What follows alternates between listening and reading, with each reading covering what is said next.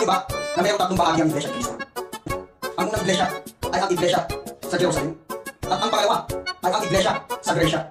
At ang pangatlo ay ang Iglesia ni Cristo na nakitaw sa Pilipinas. Ang Iglesia ni Cristo na pinatunghanan sa banal na kasulatan na nakatala sa Zacarias 13:8. Ang sabi ng Panginoong Cristo, lalaganap na sa buong lupain ang Iglesia ng kanyang itinayo, na ang unang Iglesia o pangalawa ay mahihiwalay at mamamatay. Ngunit ang ikatlong Iglesia ay maiiwan. Yan ang pagtuo at patunay na lumalaganap at patuloy na ginagabayan, patuloy na inaalalayan ng Panginoong Diyos at ng Panginoong Kristo ang kanyang Iglesia ni Cristo. Na patuloy namin sinasapalatayanan mga kaanib sa Iglesia ni Cristo. Yan ang katunayan at totoong nasa Diyos ang Iglesia ni Cristo.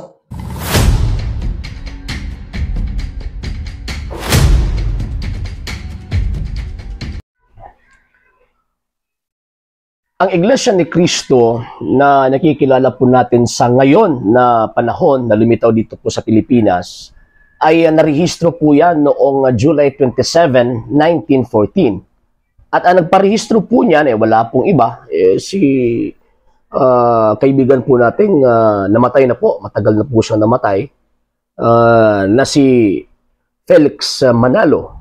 Itong sektang ito, ipinarehistro dahil gusto po niya na maging legal ang samahang ito dito sa tinatawag na Pilipinas. And syempre, kung siya po yung nagparehistro, siya din po yung nakalagay na fundador or founder sa sektang ipinarehistro po niya sa batas po ng tinatawag na Pilipinas. So, ibig ko pong sabihin, kung ano po yung iglesia na nakasulat sa banal na kasulatan, wala pong koneksyon yung sektang naparehistro noong July 27, 1914. Bakit po? Kasi ang Panginoong Jesucristo hindi naman po siya sinungaling. Sabi ng Panginoong Jesucristo, et forte inferi non prevalebant adversus iam, even the gates of hell shall not prevail against it. And sabi pa niya, ako'y sumasa inyo palagi hanggang sa katapusan ng mundo. So sa makatwid, mga kababayan, mga kapatid, mga mahal po naming tagapanood sa programa po natin, yung sinasabi po nilang namatay daw po yung unang iglesia sa Jerusalem, namatay daw din po yung unang pangalawang iglesia, hindi po yung totoo. Yung bakit sabi ng Panginoong Jesucristo, even the gates of hell shall not prevail against it. Sabi ng Panginoon, ako'y sumasa inyo palagi hanggang sa katapusan ng mundo. And sabi din po ni San Pablo, si Kristo po yung ulo at ang katawan po niya, yung kanyang iglesia.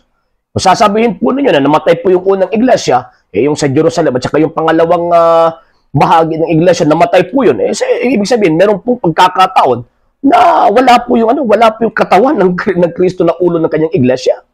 So, ibig sabihin, manananggal po yung Kristong pinaniniwalaan po ninyo.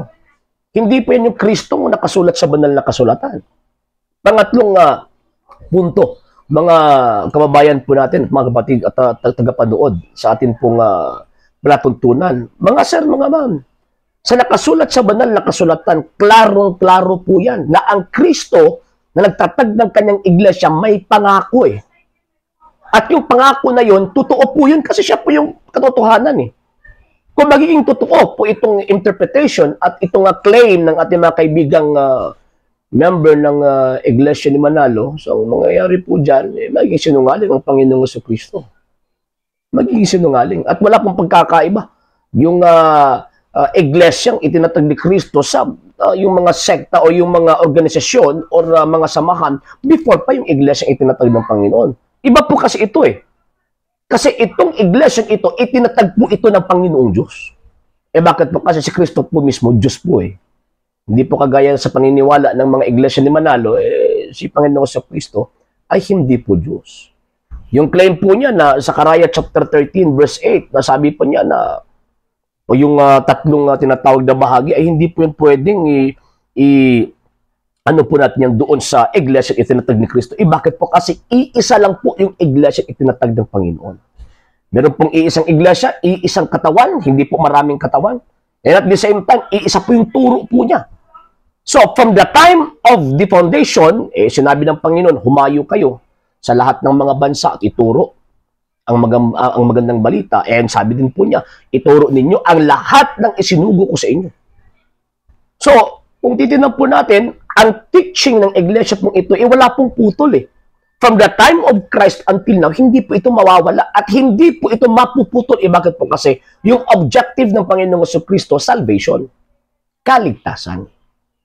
So, hindi po magiging totoo itong Iglesia ni Manalo dito sa Pilipinas po ngayon. Bakit po? Kasi Philippine-made po yan eh. Made in the Philippines, hindi po made in Jerusalem. And again, purely claiming lang po, wala po silang, hindi po sila makapagbibigay ng patunay na yung iglesyang inaaniban po nila, ayan po yung iglesyang itinatag ng Panginoong Jesucristo. And number 3, points po natin, mga sir at saka mga ma'am, sa banal na kasulatan, isinugo eh. Yung mga tagapagturo, isinugo, hindi lang po sumulpot lang dahil naglipat-lipat doon sa iba-ibang mga sekta. Hindi po. Isinugo po yung nagbagtuturo eh. Romans chapter 10 verse 14 to 15. Eh tanong, sino po na nagsugo kay Mr. Manalo? Claim lang po ni Manalo na siya po yung anghel. Hindi po pwede. Bakit po? Kasi yung iglesia na tag ng Panginoong Jesucristo, hindi po ito mawawala. Hindi po ito mamamatay sa sanlibutan pong ito.